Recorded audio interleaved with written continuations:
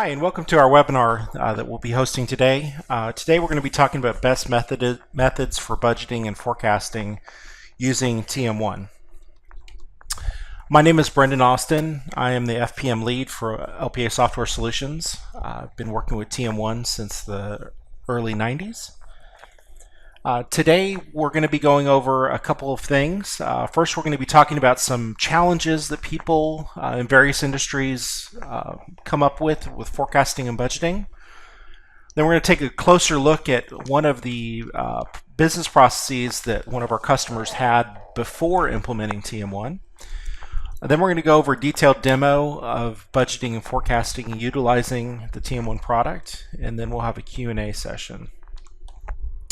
A little bit about LPA Software. We were founded back in 2001.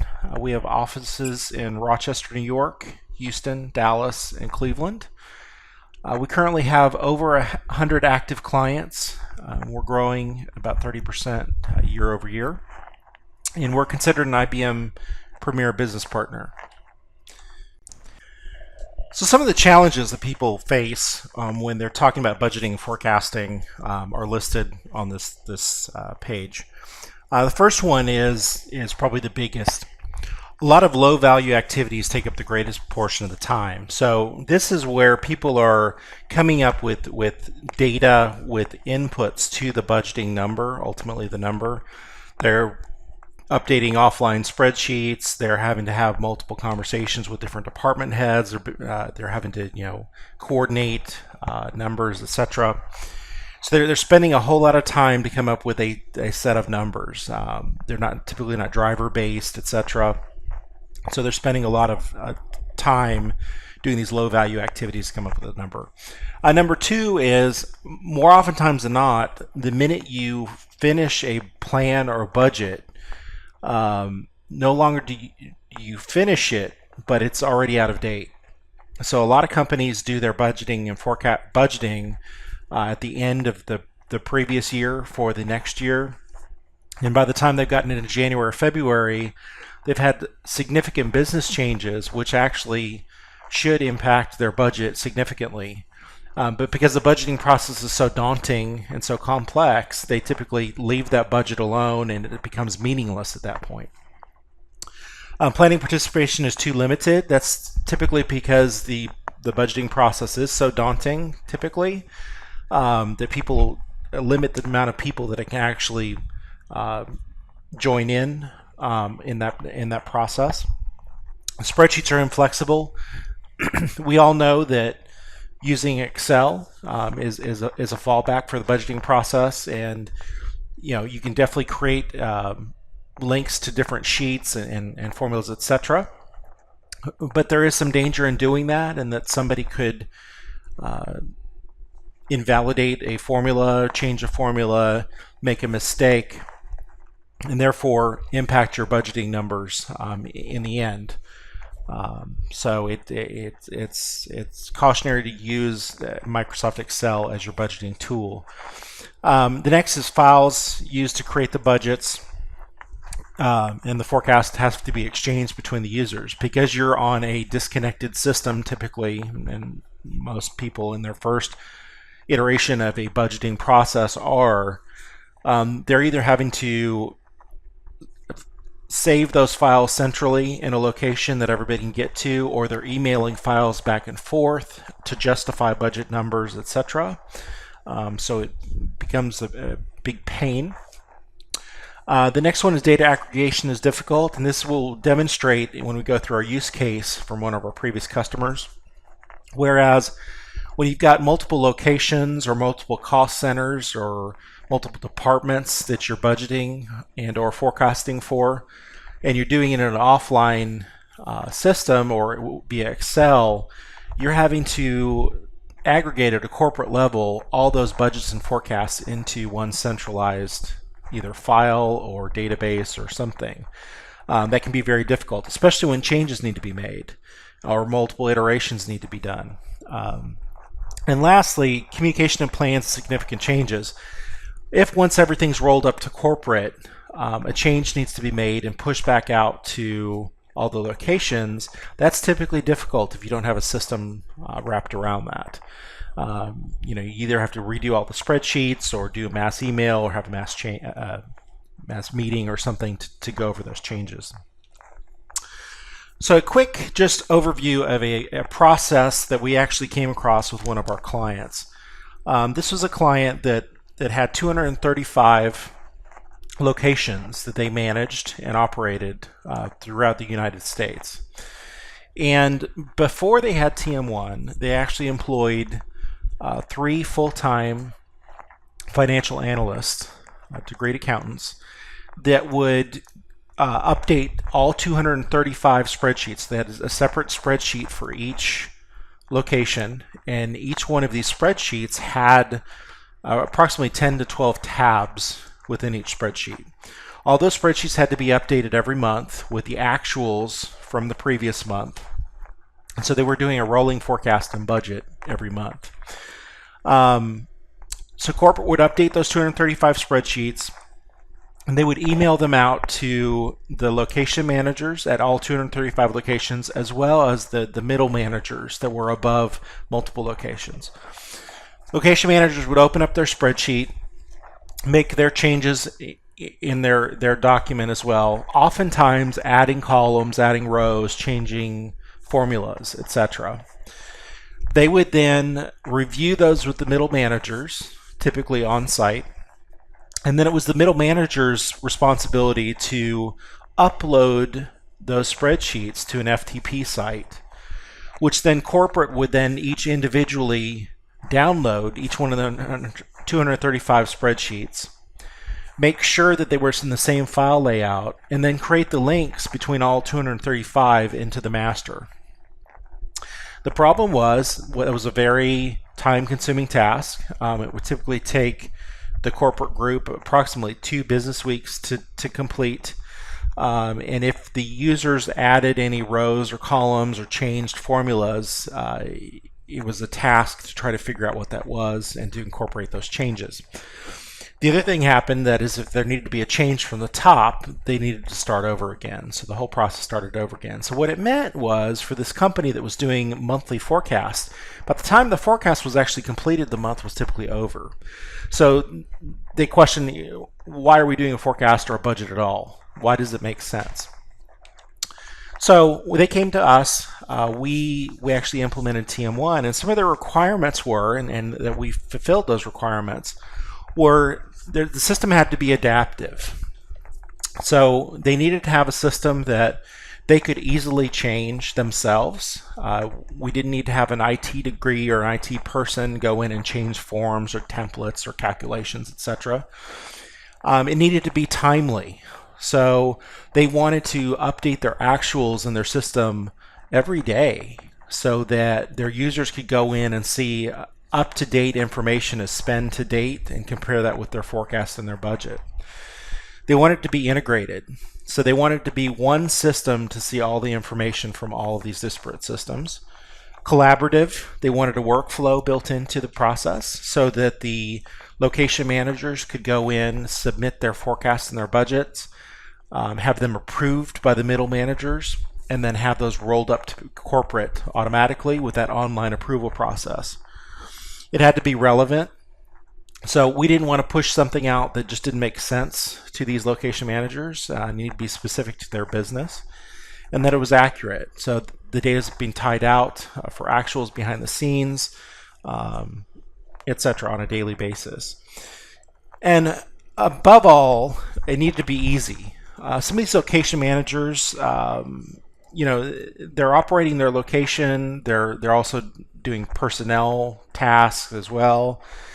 We needed to make some templates that were easy and intuitive for them to key in their forecast and their budget.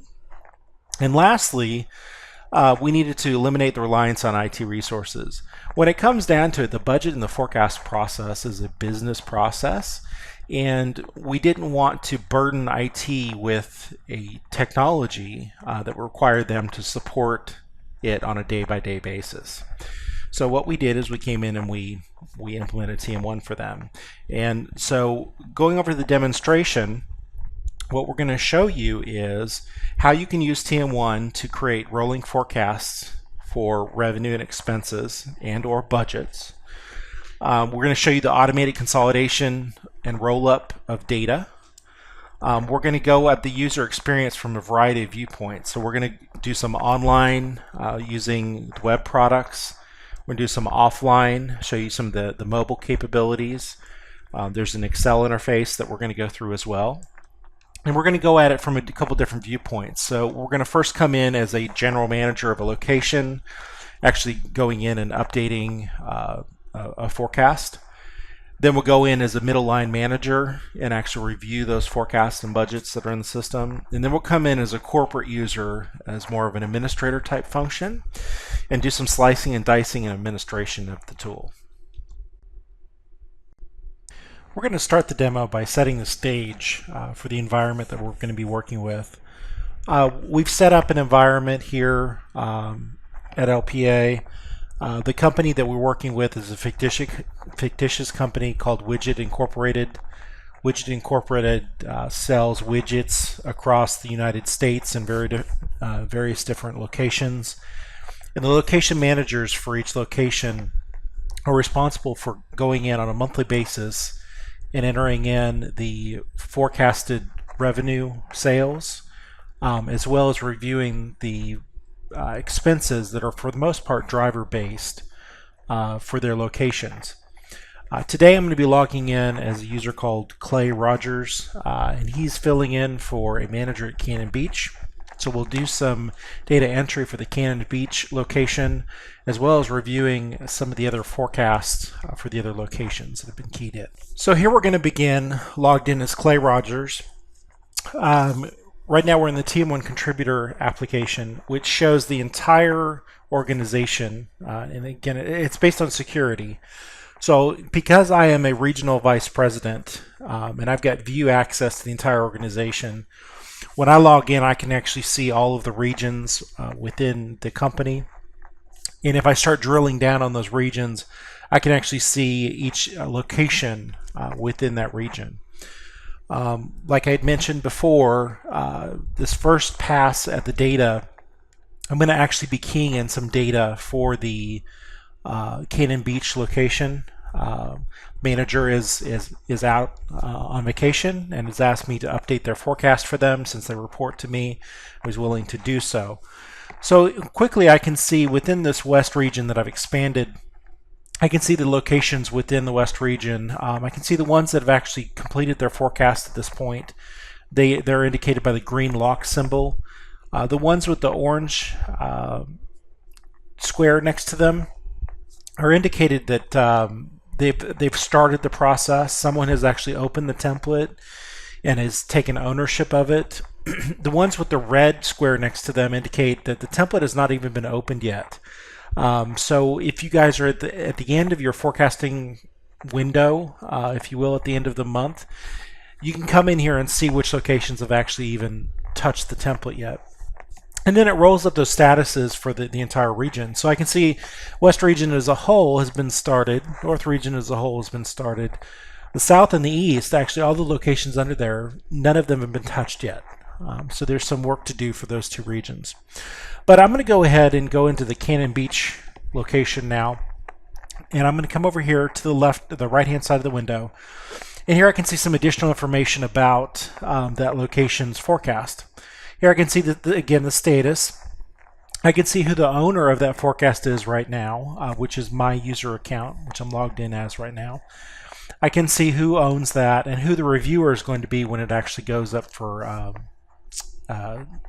submission.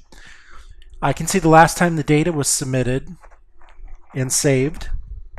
And if there are any comments that are associated with this forecast, they can be stored over here at a workflow level. So for instance, I'm filling this out for the location manager. I'm going to go ahead and put in a comment here, and I'm going to add a comment, just simply clicking on this drop down. And I'm going to click that I'm filling out the forecast for Cannon Beach while on vacation.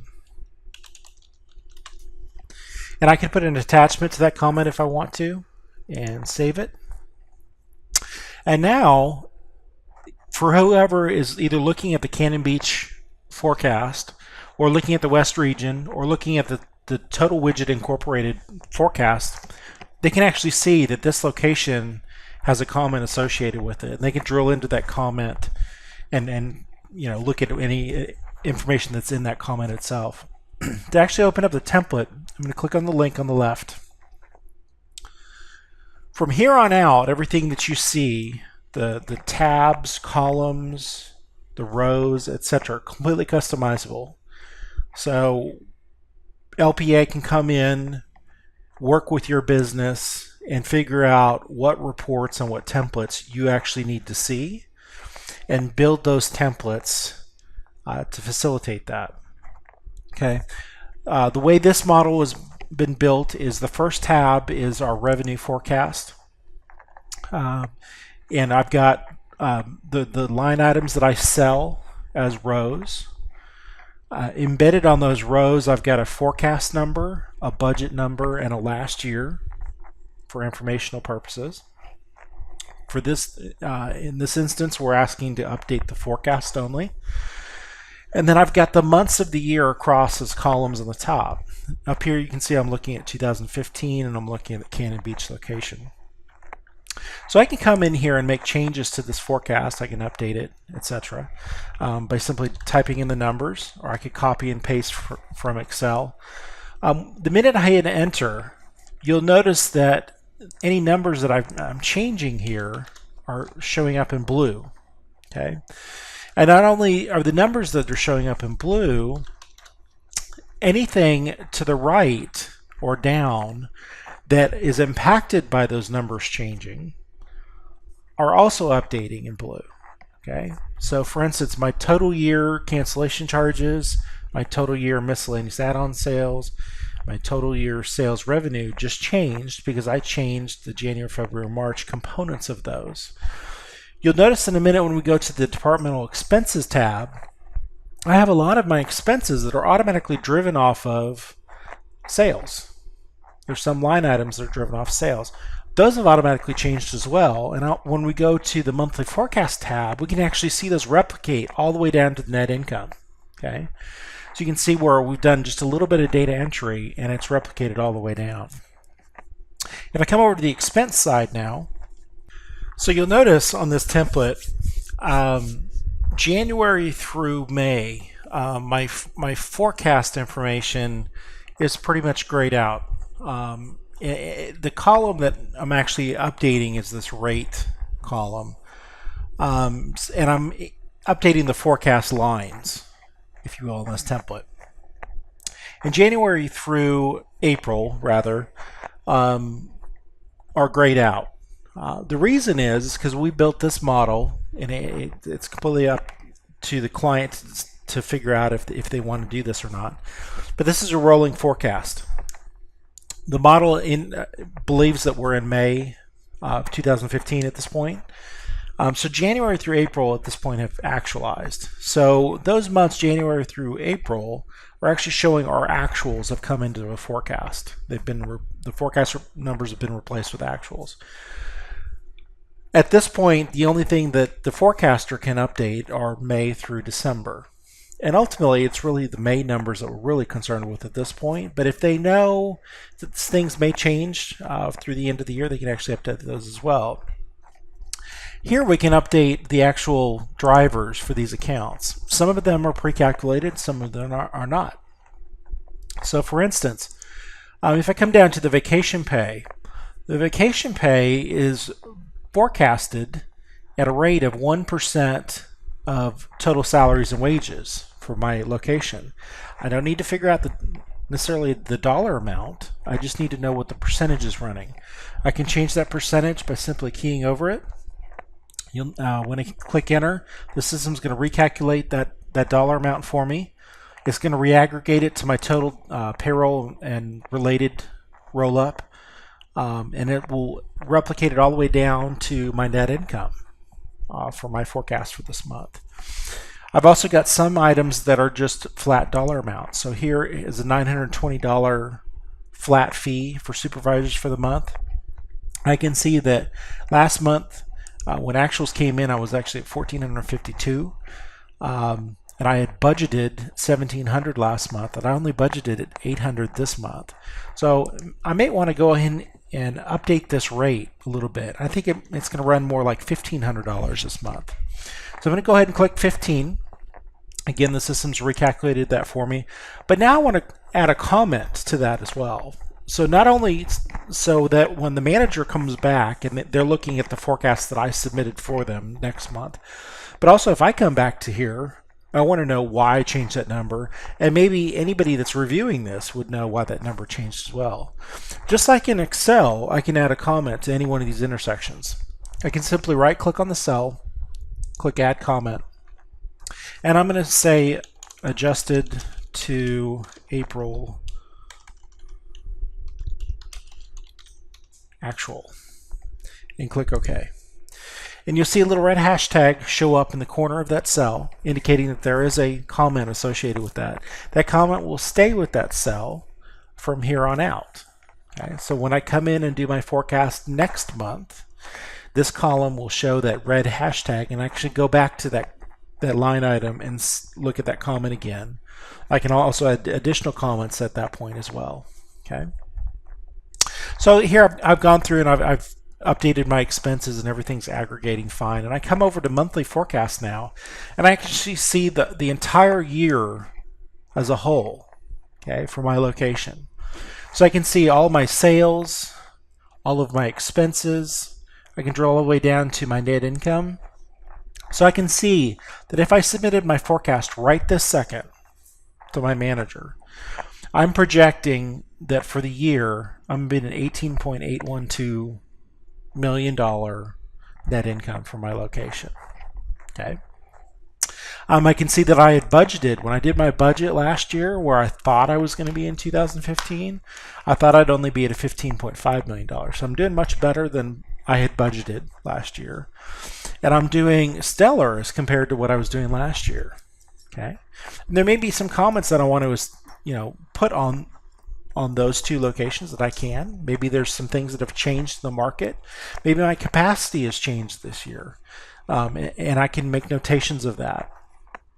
Now let's say, I'm just curious to know, what if I was able to increase some of my sales of my widgets in some particular months by a percentage?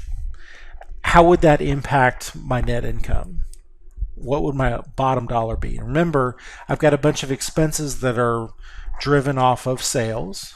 They're unit driver based, and so it's not a one-for-one.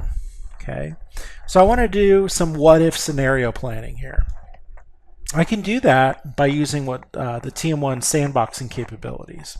So the first thing I'm going to do is I'm going to go ahead and save the data that I've keyed in thus far by clicking the green check mark, which is commit. You'll notice that everything went back to black. It indicates that it's permanently saved on the server at this point as my working progress forecast. And I'm going to come up to the sandbox icon, and I'm now going to copy this data, this version of the forecast, to a new version. And I'm going to create what's called a sandbox that I can then manipulate and create different versions of this forecast back and forth. Okay. So I'm going to click Create Sandbox, and I'm going to say Adjust Sales as the name of my sandbox, and I'll click OK. Now you notice it now says that I'm within the Adjust Sales sandbox. So anything that I do from here on out until I switch back will only impact this version of the numbers. Okay.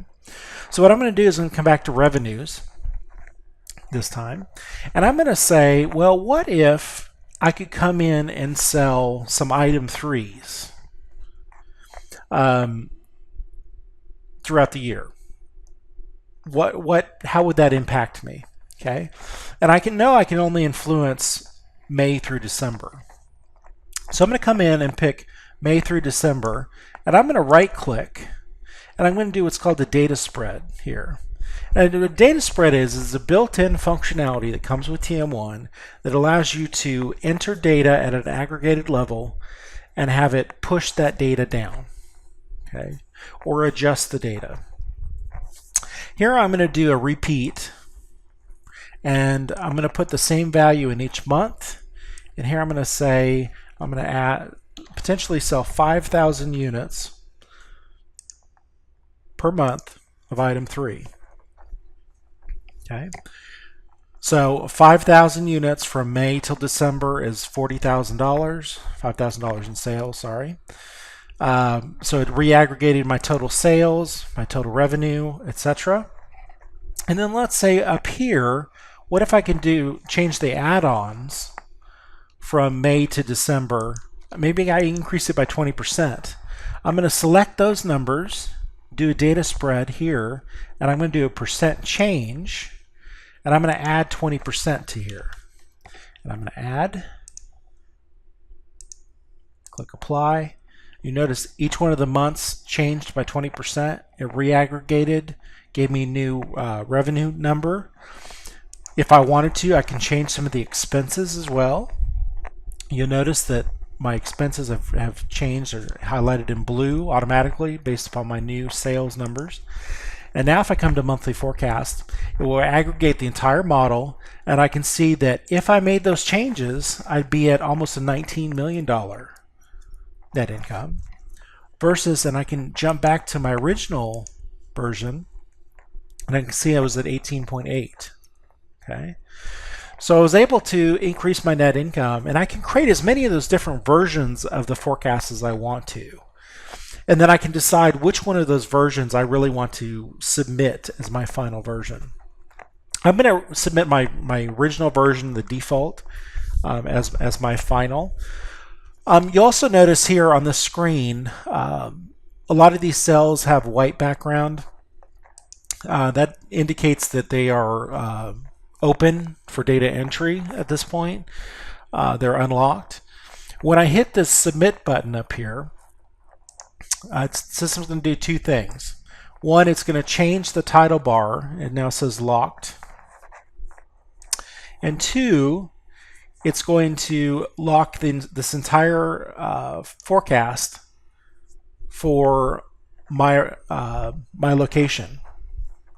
So if I come back here now to my main screen where I'm showing the workflow, it now changes the status of my location to locked, and it puts the green lock symbol behind it.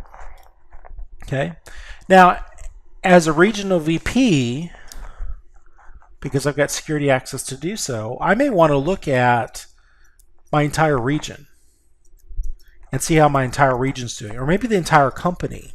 I can actually look at the same set of templates by simply changing the location that I'm looking at a roll-up. And here I can look at the entire organization. In this case, I'm looking at the West region, and I can see what the net income is projected for the West region at this point. Okay. So if I scroll down here, I look at the same set of accounts, etc. 13.8 million total for the entire region.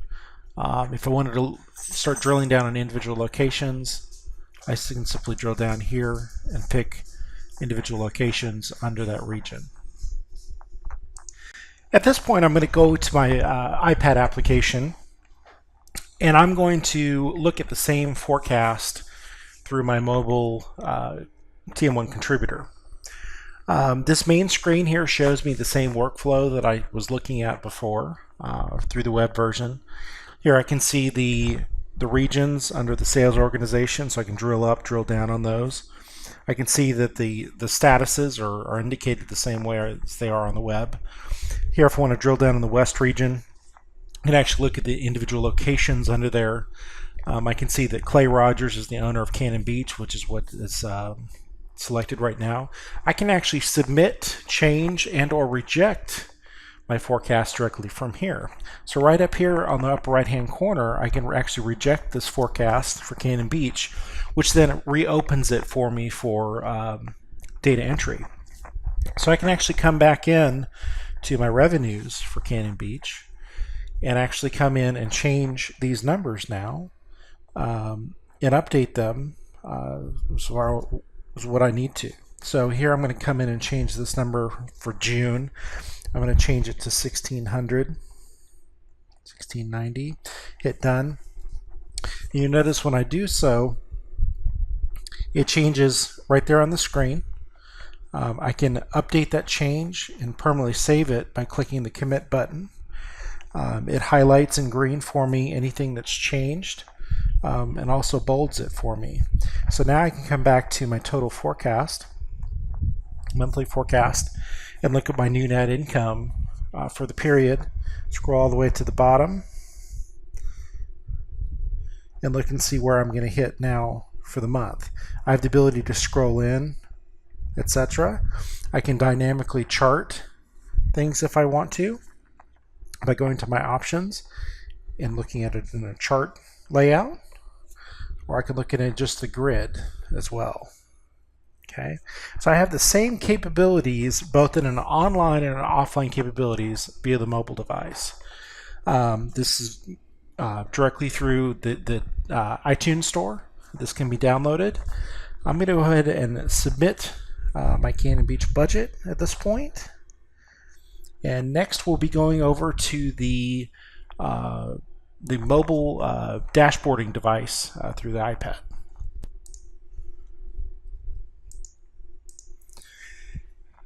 Here I've launched my IBM Cognos mobile contributor, or my mobile app, which I can do dashboarding directly from my iPad application or my mobile device. Here I've created basically a generic dashboard at the regional vice president level for Widget Incorporated. Up at the top, you'll notice there's a slider bar where I can actually change the date that I'm looking at for the data. When I do so, it actually changes all the charts and graphs on the page all at once. So I can slide the date back and forth. The top row shows me some up-to-date KPI metrics that I've decided I want to track for my company, such as gross margin percent, actual to budget, revenue per FTE, and net cash flow. I've created another report off to the right, which shows me my top 5 locations based upon their sales and capacity. And then I've got a breakdown on the next line of gross operating profit by region. I can also drill down on this location, on this information as well. Each one of these boxes are what's called a widget. And any of these widgets on the screen can actually be customized to the user. So if this RVP doesn't like the way these charts are laid out, or the colors, the chart types, etc., I could actually change that for my user ID and not impact any of the other RVPs dashboards that are out there. If I wanted to also drill down on this, I could simply pick what I want to drill down on. Here I'm drilling down on the North region. I'm going to click drill down. It's going to automatically change all the data that's linked to that. For instance, it can give me the gross operating profit for all the locations in the North region. Here I'm looking at debt to equity, inventory turnover, etc. Down below I'm doing an analysis by geography as far as unit cost per transaction with some color coding. And lower right hand corner I'm doing some total overhead analysis by location, by quarter. And down at the very bottom I can actually go in and actually update my forecast directly from the screen if I wanted to. I have that ability. The cool thing about the mobile app is the ability to drill down on things and look at data points and mark those up directly on the screen and send those to somebody.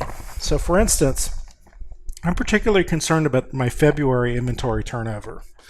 It's dropped well below the average here, and I can actually drill in on this if I want to. And I'm going to come up and mark this up, and I'm going to just circle this with my stylus, and I'm going to say please look, and I'm going to send this to my revenue management team.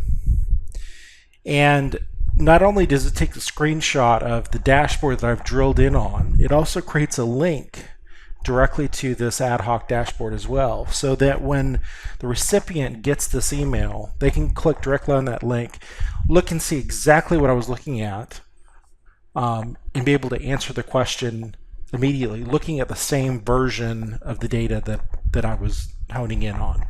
Okay, so it's very easy, a very good tool to use.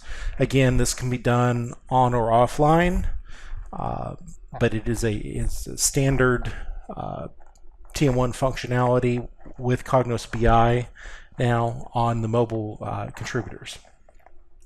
Next, we're going to jump into the TM1 backend from more of an analyst point of view, show you some slicing and dicing, some of the administration type tools, using both TM1 Perspectives and Cafe. We're going to start by looking at Cognos Cafe. We're going to do some slicing and dicing and analysis within Excel using the new Cafe product, integrating with TM1. Cafe is a little bit different than the historical Perspectives was, in that it will calculate and retrieve data a lot faster than Perspectives, and you can also connect it to both TM1 and Cognos BI sources at the same time. It is a read-write interface as well, but we're going to do some slicing and dicing real quick within Cafe just to show you some of the things that you can do. Up here I've created a link to which TM1 instance I want to look at and which cube. So I've already picked the KPI cube in this case, and I'm going to click on this Create New Crosstab at the bottom. What it does is it's going to go ahead and create a crosstab sheet for me directly in Excel, and then I can start viewing this information. If I want to start at a starting point of a view that I've already created of that cube, I can simply pick that view, and I'm going to drag that onto the sheet itself. It's going to go ahead and populate all the columns and rows based upon that view that I had created at that point in time. And I'm going to go ahead and use the zero suppression, which is just the same as the cube viewer or active forms, etc. We can use that also with Cafe. So I'm going to suppress all my zeros. And here I can start moving things around. Let's say I want my locations to be rows and my versions to be columns. I can simply move those around by just swapping these. Very similar to the way I do it in Perspectives. So I can slice and dice and move this information around. Let's say I want to bring over the years as an additional nested column. I can do that as well. So I can very easily change up this information. I also have another menu that I can right click and do some additional things. I can convert this to a static sheet. I can expand and collapse it based upon the node. So you get a little bit more functionality than in a standard Perspective sheet. Now we're going to jump over to original Perspectives client and show you an example of some standard reports that we created for financial statements. Okay, now we're going to look at TM1 Perspectives. So I'm going to bring up an existing template that I've got. So a lot of our users like to use the TM1 Perspectives client. It is a little bit slower than Cafe, but a lot of our legacy clients do use Perspectives to retrieve and send data back and forth to TM1. Now, this is an example of a Perspectives template that we've created for some very rudimentary income statement, balance sheet reports. The intention is that you could create a template which then the user can then simply open up the template, change their location, recalculate the sheet, and automatically the report will rebuild based upon the selections the user makes. They can also come back in and change the time, date, etc. So if I wanted to come back and rerun this for 2014, I simply just re-click the year, pick 2014, rebuild the book, and then I can come back and see that my numbers have changed automatically.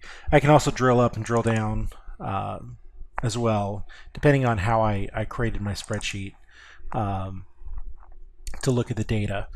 This is a live link back to the TM1 cubes behind the scenes. And it does allow me to do data input as well directly from this Excel template if I've got the security access set properly, etc. I've created some more tabs with just some additional information. You can bring in multiple cubes into perspectives just like you can with Cafe, but you cannot connect directly to the BI framework manager models directly in perspectives. So here's an example of a balance sheet, etc. So the intention is that you'd create a template, post it out there once, and month after month after month, your users could come in when the numbers are final, open up that template and refresh. Now we're going to jump back over to the back-end model. I'll show you some of the logging capabilities with TM1. Some of our clients are doing as far as tracking changes in the model. And so to do that, we're going to get back into the perspectives back-end. So at this point, I'm going to go back to my Explorer directly in perspectives and go take a look at the transaction logs that are sitting behind the scenes that show me every change that has been made by a user within the system. To do that, I simply right-click on the server that I want to look at the log for.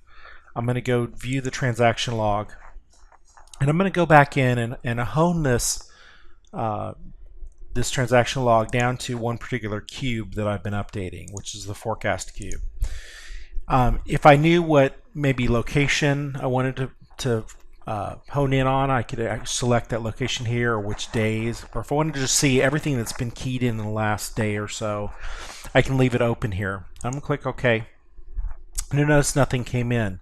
I can come back in and move my start time back a little bit and select it, hit OK. And here I can see all the transactions that go back a full day from today. I can see directly on the screen which users have been logging into the system, which users have been keying in data changes. I can see what the value was before they changed a cell. I can see what they changed it to, and I can see what they impacted. So I can see which cube they hit, which location, which version, etc. And I can actually come over here, and maybe I want to go edit my query again, and I only want to see for the forecast the changes that have been made. So I'm going to click OK again. So I'm going to hone it down a little bit more. And here I can see that the admin user has been in here zeroing out a bunch of values. Okay, and maybe that user called you and said, you know what, I zeroed out a bunch of information I didn't really mean to. Can you back out that information for me? Well, the answer is yes. You don't need to go back to IT and restore from a backup. You don't need to take the system down. You come directly into this transaction log and select the transactions that you want backed out and simply undo them, essentially. So here I can pick a number of these transactions, or just one, or a few. I'm going to just pick this first one and say Edit, Select. Puts a little check mark to the left, indicating the transactions that are actually going to be undone. And then I can come back and say Edit Backout. Now when I refresh my query, and I scroll all the way to the bottom, I will actually see a transaction under my username indicating that that original was backed out. So it took it back from 0 back to 3.82. If there are any transactions in between the one that you're backing out and what's in there now, it will back those out as well, so that it will get back to the right starting point within your cube that you're expecting. Okay, this is really good for auditing purposes. The auditors love this when you show this capability, so you can go in there and say, No one has touched my actuals. The only actuals that have been updated have come from a system that has updated them instead. No users have actually changed my numbers. So this is kind of a big deal to show auditors. Okay, so now we're going to jump over to an integration between TM1 and SPSS. SPSS is a predictive tool that can model data in a statistical way and bring back information and interface it back into TM1. In this instance, our widget incorporated company sells widgets in various locations that we've seen through the budgeting and forecasting model already. But what is the ultimate best price to sell those widgets for in the different areas? There's a bunch of different factors that go into that, and there's a predictive method to it. And so we're going to use an integration with SPSS to bring back in that optimum price based upon many different data sets and many different factors. So to do that, we're going to launch TM1 web sheet.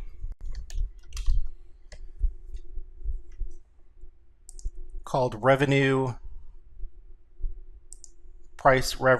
strategy by day. Okay.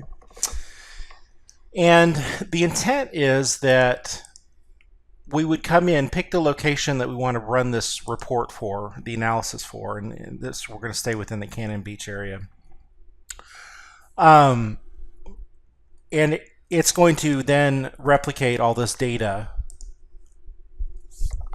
pull back from TM1 all the statistical information that we've got as far as the revenue that we're projecting by day, the number of widgets that we're going to sell, the price we're going to sell those at, the number of widgets that we could sell that are left over. Okay, so our total availability here, so that's our remaining capacity. And then what it's going to do is over on the right hand side, it brings in from another data source our competitor information. So what are the competitors selling those widgets at that location? What's the average minimum and maximum price that they're selling that for? So in this case, the Cannon Beach, I've got 10 different competitors in the area that I've actually loaded that data into the TM1 model behind the scenes, and it's aggregated that information and it's bringing it back and showing me on a day-by-day basis what the prices are they're selling that information for, those widgets for. And over here I can create an index against those values, and I can compare that with what I did last year for those as well. But kind of in the middle of the spreadsheet in blue, we've actually interfaced back in with the SPSS model. And the SPSS model takes into account all that competitive information. It's also taking in weather forecast information. Widgets are typically sold, we found, when the weather is better outside. It's also taking in local demand for widgets in the area, along with our original forecast and last year's data. And it's trying to predict what the optimum price should be set at so that we can sell the most widgets in that area. And then we will change the widget price based upon this prediction. SPSS loads that data back into the TM1 model and is displayed in this column. The forecaster can then overwrite that rate if they want to by simply just clicking over the amount. So if I want to change this one to 535, I can do so, and I can say adjusted for demand in area. Okay, and I can calculate it. So here I've overridden the SPSS rate. Behind the scenes, TM1 has tracked that change, that I changed it from a $519 rate price to the $535, and I've put this comment in. So now anybody that's looking at the revenue projections for Cannon Beach on a day-by-day basis, they can actually see what the optimum rate was calculated at, what it was changed to, and why I changed it based upon these comments. So there's a myriad of different uses that you could use that integration with SPSS for. This is just a use case with the budgeting and forecasting process. If for some reason we run out of time, we will follow up with you individually with the answers to your questions, but please feel free to submit any questions that you've got, and we appreciate your time for attending the webinar. Thank you.